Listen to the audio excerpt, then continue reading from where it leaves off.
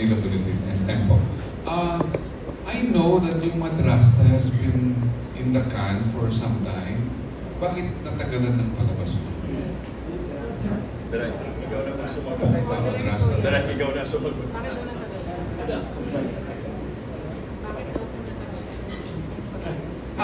Okay.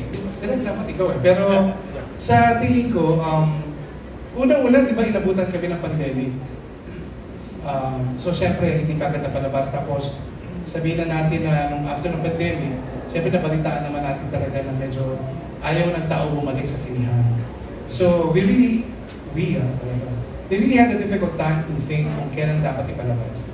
So, marami silang inisip na play dates. And so, in other words, to cut the story short, they tried their best kung isipin kung kailan talaga ipalalabas. So, I guess, after a while, doon nila naisip na another reason, direct ikaw na may part nito, technical. So, they have to cut because ito, direct gano'ng kahaba ang pelikula. Yung first cut namin was more than 2 hours. And nag-viewing kami ni na Kuya Dick, parang nahirapan kami on what to cut or edit out. Diba? Yes. Gusto namin yun yung ano. And then, kailangan talaga siya i-cut into 1 hour and 40. So, natagalan yung editing namin and then we decided na, sige, parang hindi mo siya panahon na ipalabas dahil nga sa attendance sa mga cinema, very inconsistent after pandemic because people nasanay na sa streaming. What makes you think today is the right time to show Madrasta? So finally, parang nag-regroup kami late last year. Sabi namin, kasi parang, ako naman for a while naniniwala ko na pong it's in God's perfect time. Sabi ko, laging gano'n naman yun eh.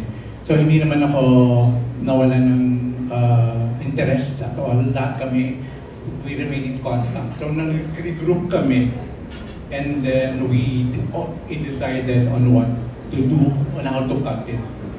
And ayun, so may mga play dates supposed to be May, for Mother's Day, June, for June Pride, and then we finally decided on an August play date. When you say regroup, what exactly do you mean?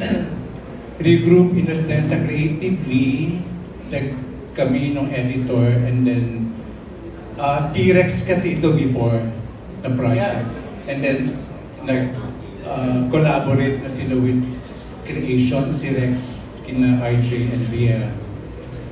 So on the side, syempre, merong mga how to say this? So iba yung perception namin, ay yung gusto namin mangyari. So sa kanila iba din. Pero nagkasundo kami on what to do. So it took some time for that. And very happy kami sa nagiging, hindi naman compromise, sa nagiging resulta nung final namin, edit. Did you have to reshoot or No. So as isip ko kung ano yung material, I think that was, how many years ago? 2021. 4 years ago. Okay. So from 2021 to 2024, maraming nangyari na sa industry and all. Yeah. Nakita ko yung video kanina tungkol sa growth development ni Roderick as a gay icon on cinema, in cinema. But I think it should have started with High School Circa 65, which was your very first gay role. No, it was not. Hindi rin. Yeah, it was Charot. Charot. It was an independent production. Doon nagsimula. Then, actually, hindi din nga doon nakita after that. Kasi doon na nakita ni Mario de los Reyes na gawin yun.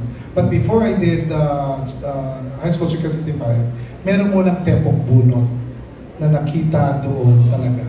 Kaya ginawa na High School Circa 65. After that, ginawa ang High School 65. Sorry, ginawa ang High School 65 at ginawa ang Tepok Bunot. Nagsunod-sunod na after that. Pero gusto ko lang kasi i-correct because ang notion kasi parang it all started in Regal Films. Eh gusto ko rin naman bigyan ng credit ang Seiko nagsimula kasi yung box office ko, humility aside, sa Ako si Kiko, Ako si Kikay. Then followed by Leroy Sinta. Then, wala tayong magagawa, mabilis si Mother. Kinuha na ako. So, pinapirma. So, yun na. Nangyari naman ang mga phenomenal films sa legal films din. Thank you, thank you. Thank you, Thank you so much, Sir. sir. We have a next question from our media friends. Anyone can raise their hands. We'll come to you with a microphone. Yes, please, microphone over here on the side. Thank you. Hi, I'm Alan Ignacio of Tribune and the TT Show. The first question is for Kuya Roderick. Roderick, why is Mudvasta very important to you? At ito talaga yung napili mong comeback sa paggawa ng comedy. Yes, I think ako naman, hindi naman ako rin nagtatago sa iyo, especially sa iyo, Alwin. May mga offers, hindi ba? Alam mo yun. Pero hindi talaga swak eh.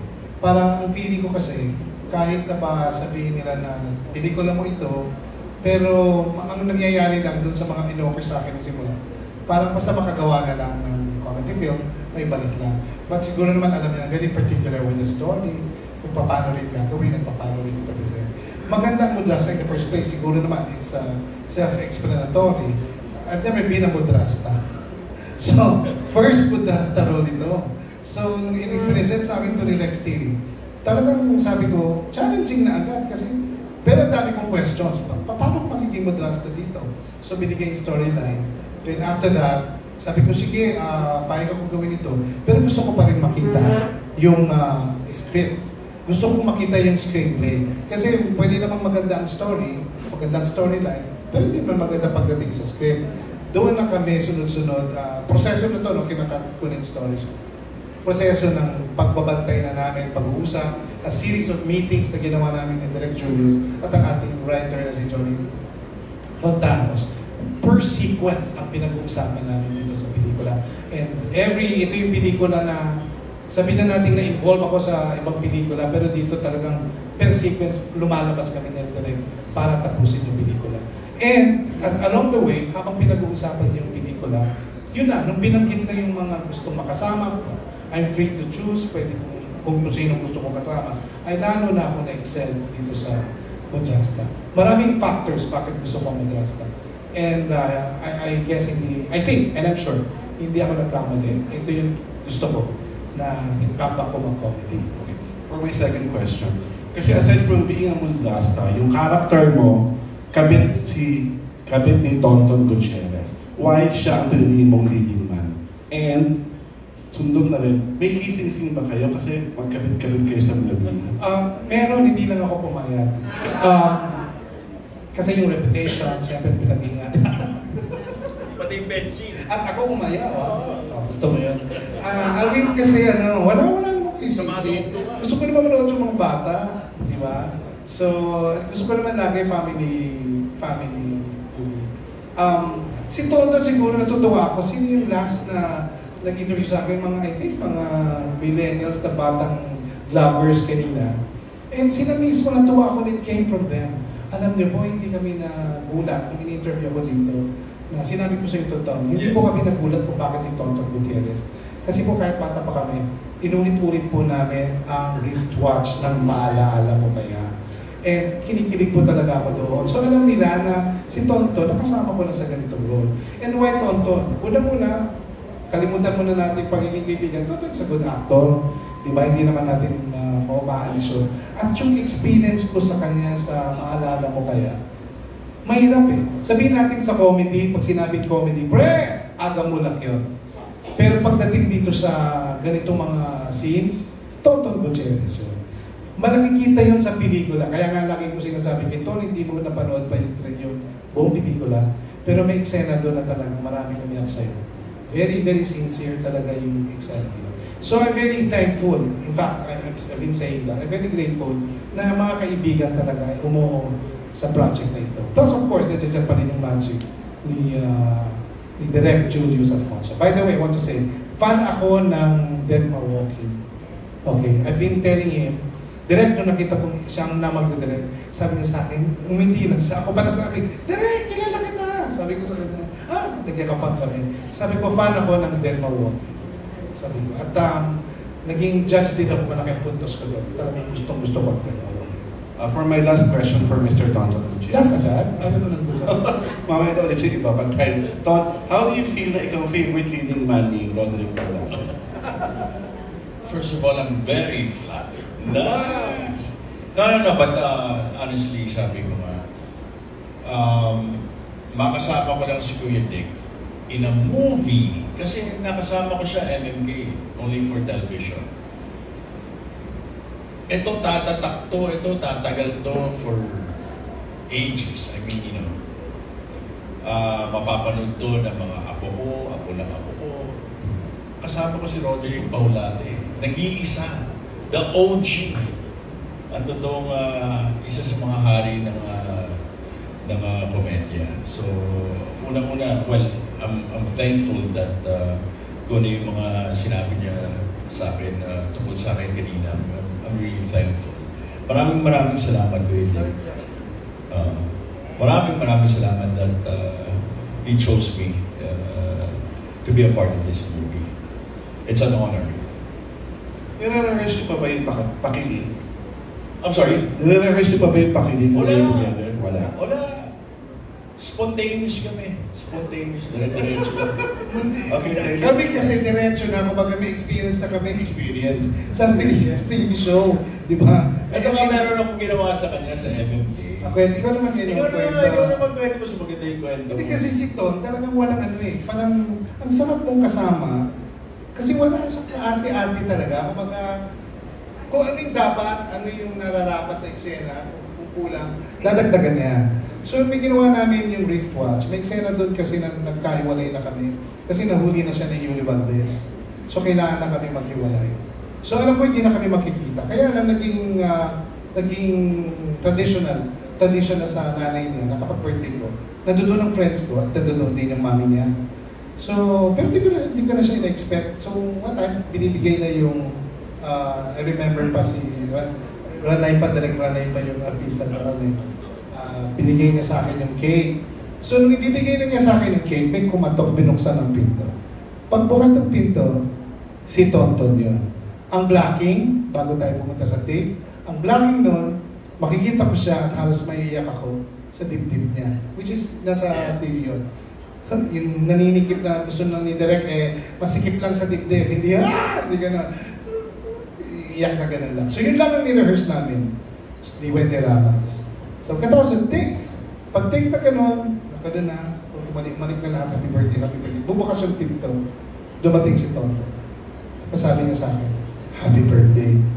So ang blocking is, nakatingin ako sa akin. Salamat. Okay. Nung iikot na ako gano'n, hindi ako nakaiikot. Hinalikan niya ako dito sa lips. Okay? So, ibig sabihin, yung gustong-gusto yung parang gustong-gusto ni Wen, yung pagkalik sa akin, kinlos, and medyo ko na, nilaki na nila yun. Kasi yung mukha ko talaga doon na, wala sa script yun, pero nag-register kay Wen na parang yun ang gusto kong makuha. So, malaking tulong yun. Hindi naman po sa pagyayabang. Yun yung second award ko sa Best Actor in Asia. So, nag-deliver naman yun. And I'm very proud na yung eksena namin. Si Tonton yung, siya ang nagpo-push ng mga eksena. Matama yun.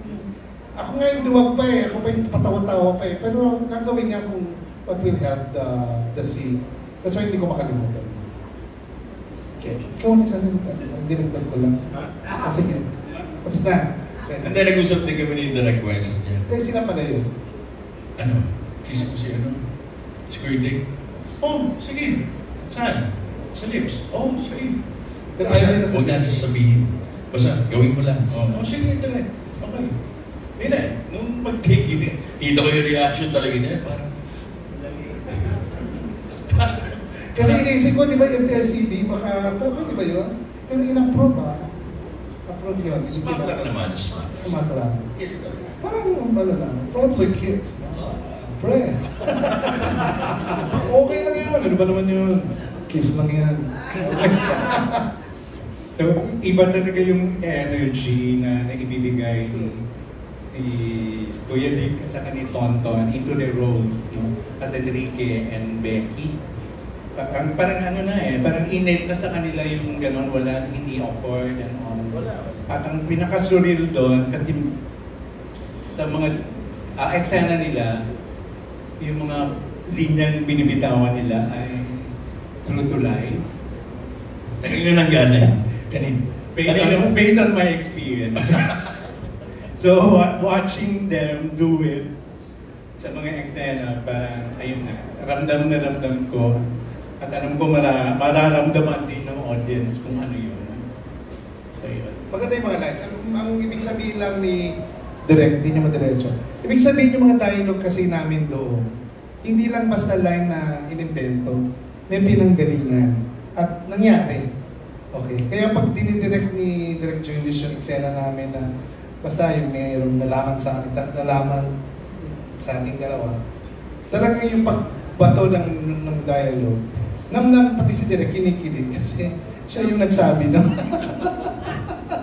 Totoong buo. Diba? Si Wendy naman ni Ramas, may mga ganun turo sa akin ng mga linya. Kuya Dick, sinabi ko yan, gandaan mo ang delivery. Yung mga ganun. So nakakatulong. At the same time, pagkamada mo na yung artista, mas madaling gawin yung eksena. Yes, our next question please. Mike, please, over here. This question po is for Debbie and Sunshine. So, we would like to ask them po if ano yung feeling nyo or naging reaction nyo upon working with the OGs po, with Sir Roderick and all the cast. Hello po, good afternoon po. Ako po pala si Debbie Grace. Gusto ko lang po munang pakilala. First of all po, malaki po yung pagpapasalamat ko po kay Direk. Si Direk po talaga yung nagbigay sa akin ng opportunity para makasama po ako sa pelikulang ito. Dahil nakasama ko po siya sa Last Woman Standing with Ate Donita Rose. Ngayon po, nung in-offer po itong film sa akin, wala po akong idea sa buong cast. So, very excited ako si Direk, alam ko po magtrabaho. Hindi kita binabola, Direk. Tapos po, nung first day ng shooting day namin, lock-in po kasi kami, pandemic. Nakita ko po si Kuya Roderick. Hindi ko po ulit magagawin. Nagtago po ako sa kwarto. Pumasok, magkatabi po yung room namin sa hotel. Nung lumabas po ako, nandun na siya sa hallway. Pumasok po ulit ako sa kwarto namin. Yun po yung natatandaan ko. Kasi hindi ko po alam kung paano siya haharapin, kung paano po. Nandun po yung, of course, napapanood ko po siya for me po, parang pagpasok ko sa kwarto, sabi ko, thank you Lord. Malaking bagay po ito na hindi naman po ako big star pero mapasama lang po dito sa pelikulang ito. And very grateful po ako. Lalo na po yung maka-eksena po sila Kuya Dick, si Tita Carby at si Kuya Ton po. So thank you so much po na nakasama ko sa pelikulang ito. Hello po, Sunshine Shadoro. Ako naman, sobrang grateful din ako kasi katuparan ng pangarap ko na makatrabaho po si Kuya Dick. And then, I was able to work with other actors na mga batikan na magagaling na. And my God, so much words of wisdom from these people. Me as a bagets in the industry, no, marami akong natututunan sa kanila, unang-una po sa disiplina. Yun, kaya sobrang grateful po ako. Okay, thank you so much, Ms. Sunshine and Ms. Debbie. We have our next question over here in the middle. For Kuya Dick, tanong ko Kuya Dick, meron ka ba, how do you prepare for a role samantalang ang tagal mo nang ginagawa yung character ng isang bading, di ba? Is there a method na parang mapapaghiwalay mo yung nasa Goyo and Tekla, nasa Petrang Caballo, tapos ito ngayon? How did you prepare for your role now na iba naman? Kasi yung lahat ng mga roles mo nun, halos karamihan doon na-nominate ka eh. So ibig sabihin, meron pa rin kaibahan yun sa mga ginagawa mo na iba-iba. Paano mo sila napapag-iba-iba? Larpi sa akin, hindi naman kasi ko binibilang yung tagal eh. Kasi naniniwala ko, nakakatulong yung matagal ka na sa industriya. Pero kailangan kasi marunong ka rin mag-adjust, di ba? Sa time, sa pagbabago ng panahon, mga ganun. Ako talaga preparation lang, binabasa ko lang uli yung script. basa ng basa hanggang pumasok sa isip ko. Tapos medyo nagno-notes, tinitignan ko anong pwedeng mangyari dito. Yung preparation talaga, gusto ko nang mangyari sa actual, pagkatapos ko basahin yung script. Kasi iba-iba kasi ang requirement ng emotions eh. A very good example, a past movie, medyo may konti yung In His Mother's Eyes, hindi ba? Drama yun. Pero doon naman baliktad. Pinipigil naman yung katawa. Huwag ako masyadong nakakatawa. So may timpla rin na dapat gawin. But I guess kapag nandoon ka na sa set, tapos nandoon na yung director mo, napapaalala, kasi kailangan din paalalahanan eh. Alam ko na yung script, alam ko na yung role ko, alam ko na rin na hahanapin ng tao yung comedy side. Pero pagdating sa emosyon, I need a guide. Diba? Kailangan mo yung director mo na nagsasabi sa'yo, pwedeng ito yung hindi pa hindi mo pa siya gusto, hindi mo pa siya, may ganun eh, which is, I'm very grateful, kasi may director akong ganun, na, well, actually, si Direk naman, pati sa past experience niya, talaga naman, sa script, diba? Yung nag-aalaga talaga sa script, nag-continuity director din siya. So more or less, napapaalalahan ako, andyan pa si Direk Arman, na makulit din, diba? Yung, OG, palakpakan naman natin kasi Direk Arman. Yes, yeah. Diba paraking Arman, ha? Diba? OG, OG talaga. Diyos ko, hindi pa panahon ni Dolphy, andyan ka na.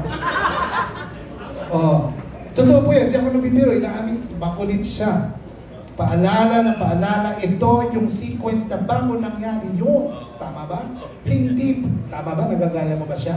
No! Hindi pa yan nangyari. Ganyan yan magsalita. Dapat ito pa lang, hindi pa siya may gusto dyan. Natuwa pa lang siya dyan. So yung director mo naman, na ando doon na nagagaya siya, pwede, ito yung ganito. You need that as an actor kasi isang bibitaw ka din eh, sa dami ng iniisip mo as an actor. Alam mo yung role? Yes. Para sa akin, hindi sapat na magaling ka na. You still need a guidance from your director. Kailangan makikinig ka rin sa director kasi napanood ka rin naman nila sa ibang pelikula eh. Pwede rin naman, si Direk pwede naman sabihin sa akin na pwede, nagawa na yata natin yan. So ganun. Malaki ang preparasyon, tulong sa preparasyon ko sa role ng mga kasamahan ko at ng director ko. Malaki ang naitutulong nila. Hindi lang ako ito. They have a big contribution.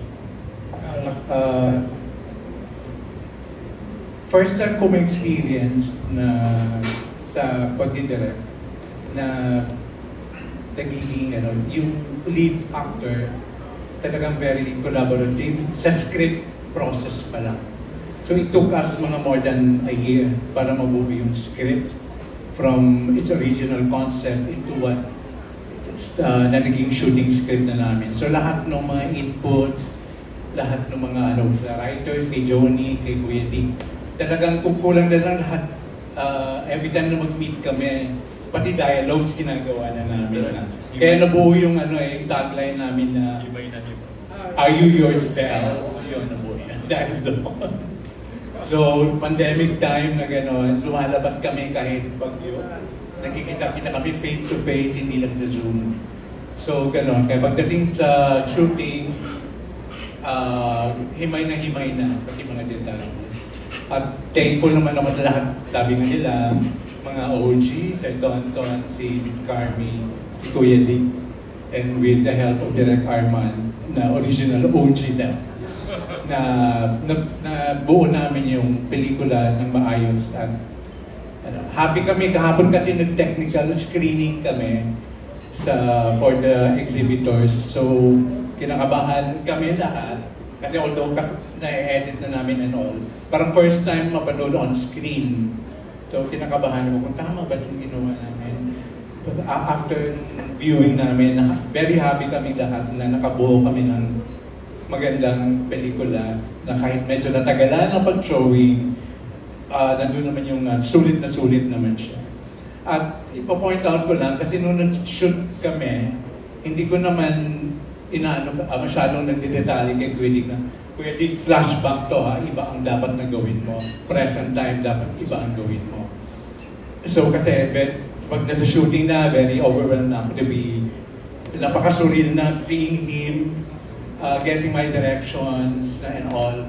Pero nung pinanood na namin kahapon, ngayon ko lang sabihin na sabi ko, iba talaga si Kuya Dick kasi binigyan ng ibang timpla ang flashback sa present. Yung sense of yung maturity, pati sa delivery, pati sa movement. Iba-iba yung ibang dynamics ang binigay niya. Salamat po yun. Okay. One more question, Kuya Dick. Sa lahat ng mga nagampanan ng characters, meron ka bang favorite na matatawag o yung talagang hindi mo makakalimutan sa gay role, di ba? Na nandiyan sa puso mo, yakap mo siya, hindi mo siya binibitawan kahit kailan. Sa totoo lang, Pilar, sa dami ng nagawa ko, no? Siyempre hindi ko pwede sabihin na isa lang o dalawa. Marami naman sila na nasa puso ko. Pag binanggit mo, isa-isa, so sabihin ko yung parang Pipistik, sabihin ko yung Delta si Lolo, madaling sabihin niyo yung mga favorite. Pero aminin ko, sa ngayon, malaki ang weight at malaki ang tama sa puso ko ang pelikulang Modrasta. Siya ngayon talaga masasabi kong favorite kong pelikula. Pag napanood nyo, malalaman nyo bakit. Thank you and congrats. Thank you. Jerry from PEP.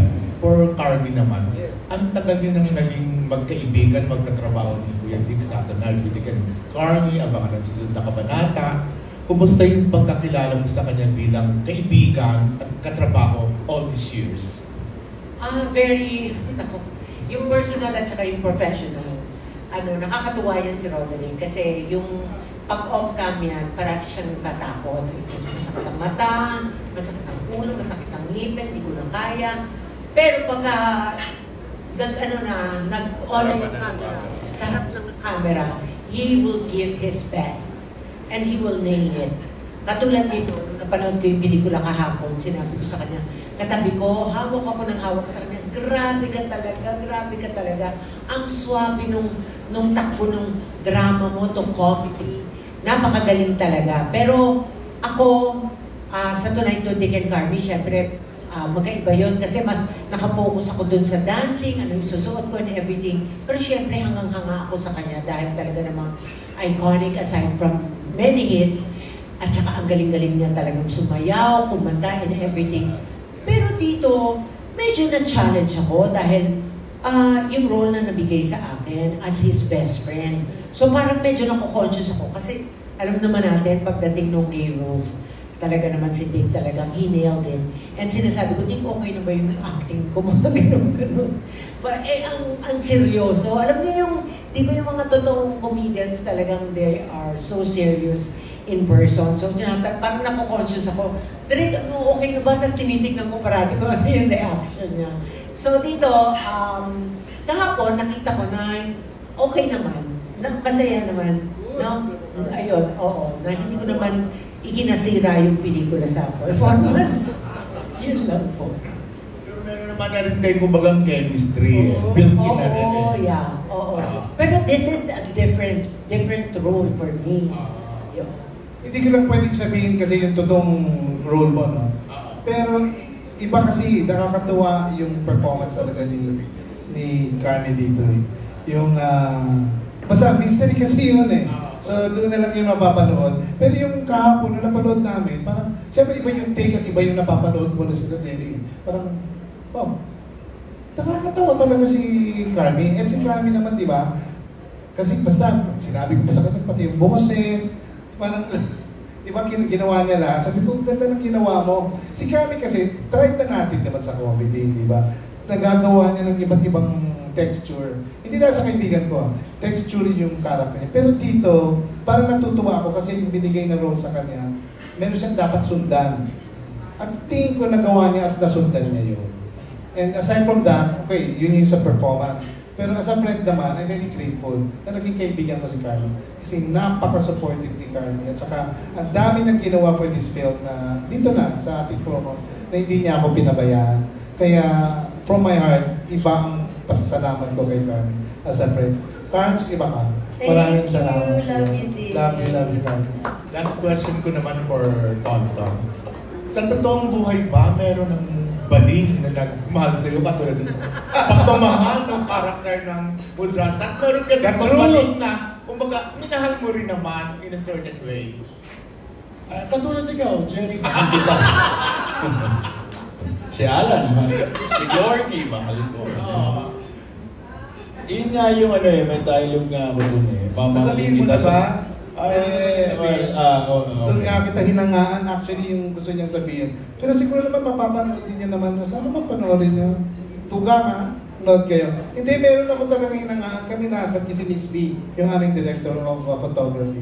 Sinabi niya na iyak siya kay Ton na nung dineliver niya yung yun yung delivery mo direct, pareho ba? Nakuha ba ni Tonton yung gusto mong delivery? Direct ka. Sinabi ba sa'yo o ikaw ang Siya nagsabi? Siya pareho. May line na line mo. Line ko. Line din na line. So, line no sinabi sa'yo. Tapos, meron ka rin line. Wala sa trailer, no? Gusto ko sanang gawin sa kanya, pero wala sa trailer. Sa kanya. Hindi, basta meron lang doon na na inalam ko lang kung mahal mo ko. Para yung sagot ni Tonton ang aabangan ko doon. At yung sagot niya, tama. Hindi ko alam kung paano ipaniwana. Alam mo yung sa pagkatao niya, sa role niya, yung as Enrique, tama yung sagot niya tungkol sa pagmamahal. Dahil sa eksena yun, yes, at sa portrayal ni Ton with a particular scene, maintindihan ng lahat kung bakit niya gusto magiging mudrasta si Becky for Elmo and Archie. Parang gano'n. Tinatanong ako lagi ni Kuya Dick, malinaw ba? Kung talagang concern ko talaga yun. Direct, kung bakit nasiguro nyo ba na tama akong maging mudrasta, may paliwanag ba ng pelikula bakit ako mudrasta? Dahil sa eksena with Tonton, yun na yun. maintindihan. Yun na yun. Sinagot na ni Tonton sa pelikula. Kahit hindi niya sinabi. Italada yun. Ayaw ko tabihin. Pero hindi niya kasi naman yung tanong ko, Jerry. Magkakaabangan yung line na yun. Load na tayo sabay-sabay. Thank you, Sir Jerry. Next question po over there. Hi po, good afternoon. I'm Janice from Bulgar. Ayan, my question is for Kuya Dick muna po. Kuya Dick, kasi kanina dun sa kinukwento ni Sir Tonton na yung kissing scene nyo sa MMK, parang hindi mo alam. So si Direk Wen lang ang, Direk Wen de Ramos lang ang nagsabi sa kanya without telling you. Kung sakali ba na nalaman mo, Kuya Dick, papayag ka? Janice, isistorya ko sa iyo yung totoong nangyari. Mukhang doon kami kinabahan. Sumalangit tawa kasi gusto ko totoong sasabihin ko. Kaya nga binulungan si Tonton dahil lagi ko sinasabi sa mga pelikula ko noon, no kissing scene. Ayoko. Kasi nga, gusto ko, fan lang. Ang theory ko sa sarili ko noon, mapapatawa, masaya lang, pang-family. Gusto ko ang mga bata manonood. So, kay mother, sinabi ko, mother, kahit anong mangyari, gusto kong manonood mga bata. Kasi yun ang market ko, yun ang gusto kong kunin na market ko. Kaya wala talaga. Pero doon, hindi, sasabihin ko sana, nagustuhan ko naman eh. Hindi yan ang ibig ko sabihin. Ang ibig sabihin, nagustuhan ko yung eksena. Kasi nung pinapakita na ni, dina-justify ni Wen, tama eh. Tama yung pain eh. Tama yung, akala mo hindi na kita makikita. Yung emotion sa hindi, akala mo hindi mo siya makikita. Mahal mo siya, kita mo. Puro yan yung mga binigay sa akin ni Wen nun eh. Kaya dapat po, hindi mo na nga napansin yung hadik eh. Yung hagulgol sa dibdib ni Tonton. Kailangan masikip ko yun. Sige. Kaya yun ang totoo, kaya binigla. Pero sino pa naman magagalit o may inis nun? Tonton Gutierrez yun, no? Hindi ka na po. Kaya okay lang sa akin. Ton, kung gusto mong ulitin ko sa pelikula yun, hindi ako sasama. Sana ba na? Ay, talaga. Joke lang yun direct. So until now, Kuya Dick, hindi ka pa rin ready sa mga ganong kissing scene sa movie? Ang feeling ko kasi, pag may kissing scene, talagang seryosong pelikula na. Parang gano'n. So, kasi nagko-comedy pa, may comedy, may gano'n. Parang gusto ko pa rin, mag-stick sa comedy at the same time. Serious yung, let's say, yung tema. Pero gusto ko pa rin maraming makapanood. Parang, ewan ko lang ha, pero sa napag-uusapan namin, pwede naman ganun lang naman to, di ba? Pwede. Na-express naman yung kinilig din naman, ano doon pa. Pero talaga mararamdaman nyo dito yung pagmamahal ko at namin dalawa sa isa't isa. I think sapat na yung mararamdaman ng tao. Kasi kahapon, kami, ramdam na ramdam nila. na yung, hindi naman nila hinanap na yung parang, yung yakap nga lang daw sabi ng girl from the SM group, sila rin nagsabi na, ang sakit, yun, yung comment. Sakit, no? Diba? Kahit naman yun, sabat. Sakit. Hindi mo na kailangan sabihin. Sabat nila. And Kuya Dick, syempre maraming, nung panahon mo, pag sinabing gay role, talagang sa'yo nakatatak yun at ikaw lang stand out sa ganong role. Ngayon marami nang gumagawa ng mga gay roles. Sa present generation po ng mga comedy actors, sino po yung napanood mo na bumilib ka at sabi mong pwedeng sumunod sa yapak mo? Wala. Janice, kasi napag-usapan na namin yan lagi. Tsaka kahit ni Vilma, kung si Vilma naalala mo nga pala, siya yung kausap ko tungkol dyan. Siya mismo kasi parang, ano ba sa tingin mo? Parang hindi ko kasi masabi, kasi iba-iba yung mga tinahak namin eh. Kumbaga, katulad na sinagot ko kanina sa vlogger na kung lahat naman kayo nakasama ko ng 80s, di ba? So nakita niyo naman na ang pelikula ng Regal noon, every 3 months nagpapalabas ako ng pelikula after 4, di ba? Tapos ganda, di ba? Box office naman siya, di ba? Eh ngayon parang nangyayari, di ba, yearly na ang pagpapalabas o paggawa ng pelikula. Paggawa. So, hindi ko masabi kung sino talaga yung tumatahak ng ganon dahil iba-iba ang style, iba-iba ang branding, iba-iba ang brand of comedy. So, nahihirapan ako, kaya lagi ko sinasagot, hindi naman sa pagiging safe. Sabi ko, maraming magagaling na comedy actors o maraming gustong maging komedyante. Pero nahihirapan ako, to be honest, nahihirapan ako isipin na sino ba talaga yung susunod na pareho kami ng steps o yung journey na tinahak sa show business. Parang iba eh. Oo, lahat kami nagpapatawa, pero iba-iba yung mga pinagdaanan namin. Katulad ni Vice, di ba, magaling siya. It's his time. Talagang siya naman yung sa comedy ngayon. Pero iba yung journey na dinaanan niya. Nag-start siya sa stand-up comedy. Tutuwa nga ako kasi naging ang tawag doon sa MTV, nakasama ko na rin siya. Naging, yung napapatawa sa audience pag break time. Doon ko siya nakilala. Kasama na kami sa concert. Nag-front up siya kay Juday. Kasama ko sa concert. Iba yung tinahak niya eh. So iba rin ako. Kaya hindi ko masabi kung ano talaga yung susunod. Maraming pwedeng sumunod sa akin o maraming mas magaling pa sa akin. Hindi naman pwedeng ako lang ang magaling dito. Pwedeng Kaya lang, hindi ko alam kung sino pa. Kasi marami namang mga potensyal na aktor na maaaring sabihin natin hindi lang nabibigyan ng oportunidad na maging komedyante. Marami magagaling nakikita ko. Pero hindi sila nagagamit, hindi pa sila nadiliscover. So right now, sabihin natin, kilala natin kung sino talaga yung rumarampa talaga sa comedy. Diba? Nandiyan dyan si Vice, na nasa comedy na. Sino pa may ibang comedy? Boss Vic. Bables? Christian, Marami naman nagtatry sa comedy. And magagaling sila lahat eh. Kasi alam mo na, ayun pala Janice, mga kaibigan ko naman kayo. Sa tingin ko, hindi lang talaga, hindi lang basta galing dito sa showbiz eh. Hindi lang, I think maraming magagaling pero hindi lang talaga nabibigyan ng break. Kaya ayoko sabihin na, ikaw ang the best. Ikaw ang the best. Pwede ko sabihin na, ikaw ang the best, pero ikaw ang nabigyan ng chance. Pwede ko sabihin na, ikaw ang pinakamagaling, pero ikaw ang ginusto ng tao. So, mahirap talagang sabihin. So, I would like to think, na may kanya-kanya kaming journey. Meron kanya-kanya kaming style kung paano umabot sa dapat nilang talagyan. Eh, sino na lang po yung gusto mong maka-showdown sa comedy? Ngayon, maka-collab. Collab. Okay, collab. Kasi showdown, parang, gusto ko ba makapag-showdown? Kailangan ko ba magkawin nyo? Diba? Parang, hindi naman showdown. Kakulab, kahit sino.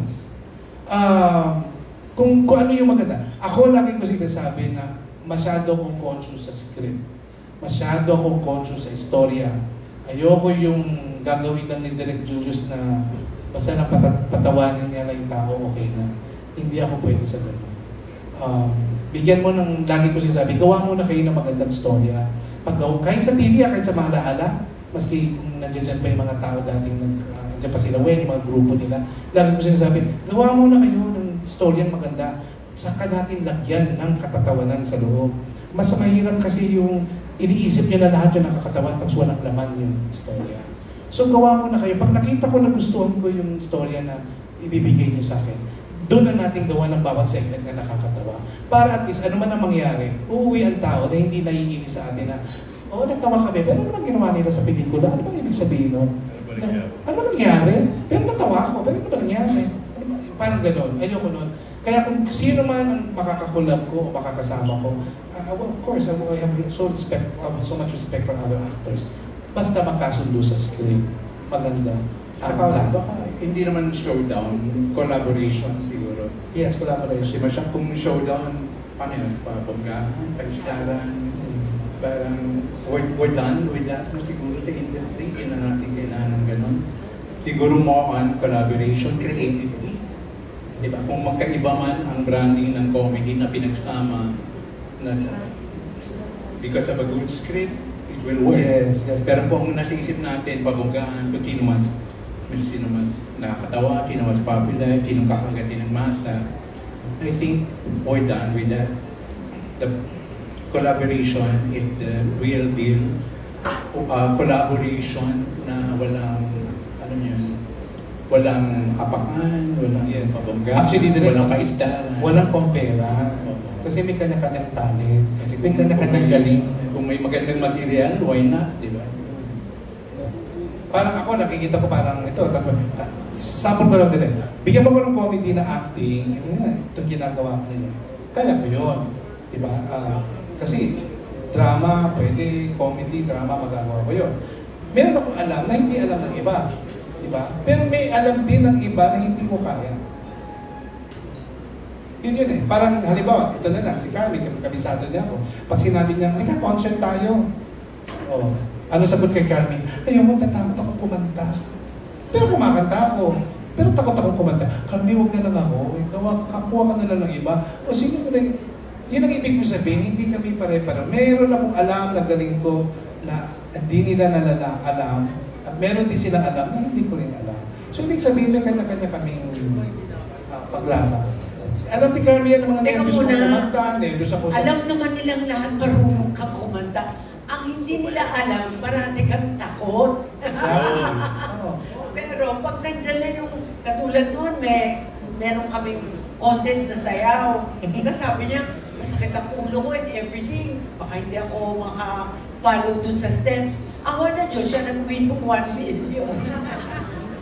Parati siya may excuse na, ako hindi ko kaya yan, ako ganito, masakit ang ngipin ko, ang ulo ko and everything. But of course, alam nating lahat na ang galing niyang kumanta at kaya niyang mag-concert. Kaya lang, ang hindi niyo alam, parati siyang may excuse sa akin. Yoso. Talaga niya, parang he's a very humble person. Sobra. In real life. Very humble. Very loving. Well, just listening to him now, ang dami kong natututunan kung paano niya pinapadaan muna yung script. Kaya pala, ang hirap tawagan ito. Pag sinabi mo, uy, Dick, may kumukuha sa ating ganito, ganyan. Mga 1 year bago sumagot. Kasi talaga palang pinoproseso niya muna kung maibibigay niya yung best niya. Yung pala yun. Now I understand. Inukonsulta mo na kami. Ayan, last question na lang po. Ayan, Kuya Dick, upon playing the role of Madrasta in the movie, ano po yung lesson na na-impart sa'yo nitong pelikula? And na-influence ka ba na parang in real life, magkaroon ka rin ng sariling family mo na aalagaan mo, na gusto mong makasama for the rest of your life? Honestly, Janice, noon, nasagot ko yan, noon gusto ko, kumbaga nangarap, parang siguro naman lahat naman siguro nangarap na yung iba makapag-asawa, yung iba may makasama, yung iba may maging partner. Pero sa ngayon kasi parang pwede pa ba? Parang ayoko nang isipin. Although aaminin ko sa inyo, parang kanta yung sasabihin ko, there are nights. Parang kanta, there are nights, like an young could cry. Meron ako, di ba? Alwin, meron akong ganun. tao lang, no? Minsan tutulog ka, nag-iisa ka. Buti na lang yung mga apo ko ngayon, katabi ko. Ibig sabihin, dapat ba nag-asawa ka? Dapat ba, parang may man lang katabi nito. Wala man lang nakakaalam na may migraine ako ngayon. Wala man lang nakakaalam na may ganito ako. Buti pa si Carly, inaalam. Pag magkasama yung sa shooting, may migraine ka, namumula mata mo. Pero pag uwi mo, wala na, mag-isa ka. Oo, totoo yun. Naisip ko yun, Janice. Parang nahirapan ako, Janice, sa tanong mo. Pero, ikaw talaga. Ngayon, parang hindi na. Parang, in-embrace ko na yung buhay na pwede ako mag-isa, pwede hindi. Sana, kung may bibigay, oo, mas masarap talaga may kasama. Kasi lalo minsan may lagnat ka, di ba? Tapos, tatawag ka pa din na, kling, tagal-tagal umakyat, di nila alam, ilalagnat na ako. Ang hirap, tapos may isip mo yung nanay mo na, dito nanay ko, hindi ako magiging ganito. Sa edad kong ito, meron pa rin yan. Pero kailangan kasi tanggapin at embrace mo yung thought at yung reality na pwedeng wala. Diba? Ang importante doon, gawin mo masaya ang buhay mo. Diba? Tapos yung pananampalataya mo, kailangan meron kang source. Kaya maski doon sa interview, nakalimutan ko sana kanito. Sinagot, okay, isang vlog na na-interview ko. Ang sinagot ko, mahirap talagang taong walang Diyos. Kailangan talaga may Diyos. Meron nag-guide, meron kang minamahal, meron kang kinakatakutan, yung nagka-guide sa'yo. Kasi kung wala ka nun, parang ang hirap lalong mag-isa.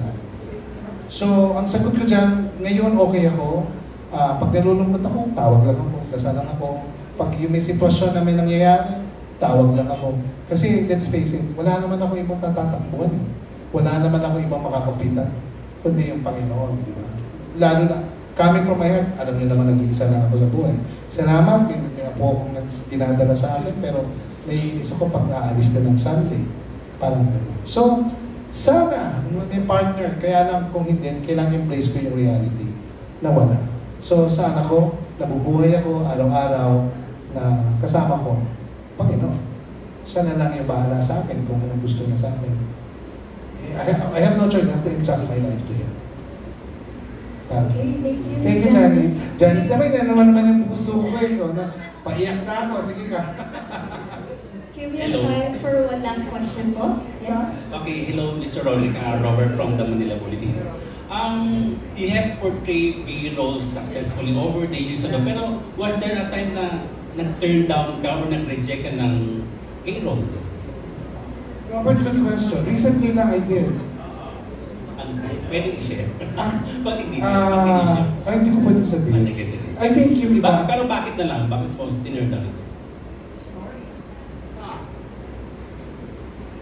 Hindi ko magagawa.